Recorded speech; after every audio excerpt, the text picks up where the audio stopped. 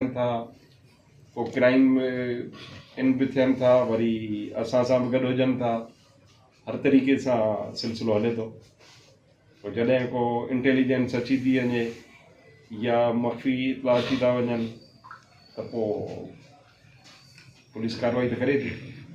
अच्छा, ही खणी वियो पे तव्हां हुनखे पकड़ियो इंटेलिजेंस या इंटेलिजेंस जी असांखे इंफॉर्मेशन हुई इंटेलिजेंस बेसिस ते त फेक करेंसी अचे थी ऐं इहा कंहिं कोरियर सर्विस जे थ्रू अचे थी।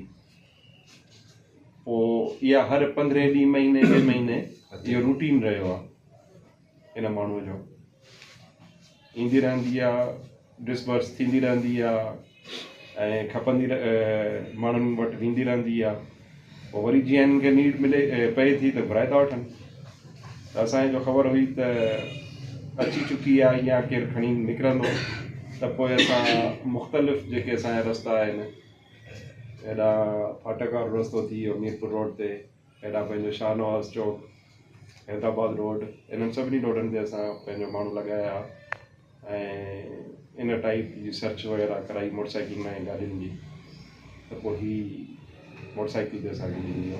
हिन वटि 125 मोटरसाइकिल बि आहे, उहा पुलिस वटि कब्ज़े में आहे। कोरियर सर्विस आहे लेपर्ड जी ऐं 2 माण्हू हिन सां गॾु ॿिया बि हुया जेके ज़ाहिरा मोटरसाइकिल ते पुठियां वेठल आहे त उहो ईज़ीली लही भॼी पिए सघिया।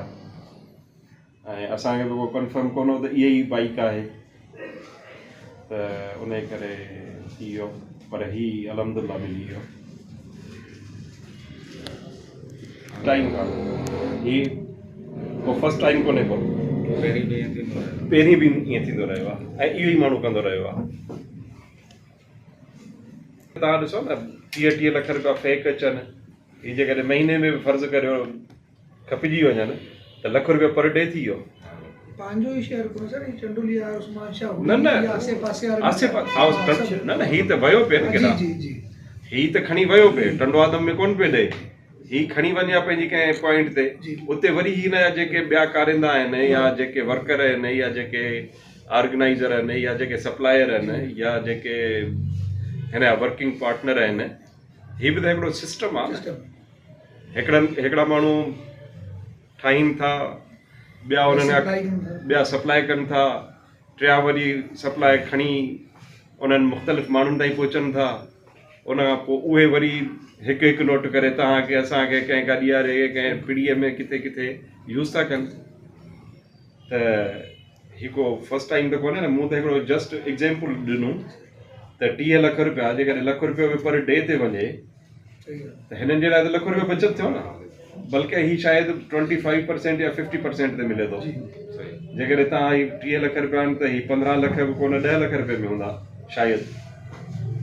त 8-10 लख रुपए में जेकॾहिं 30 लख मिलनि त ही त असांखे त एतिरनि ई पैसनि में ॾींदा न।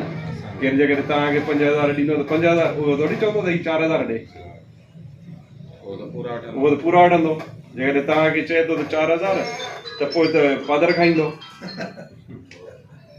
इहो मक्सी सनाफ तुरियल ख़ान वेठल झटपट बलूचिस्तान। Thank U sir.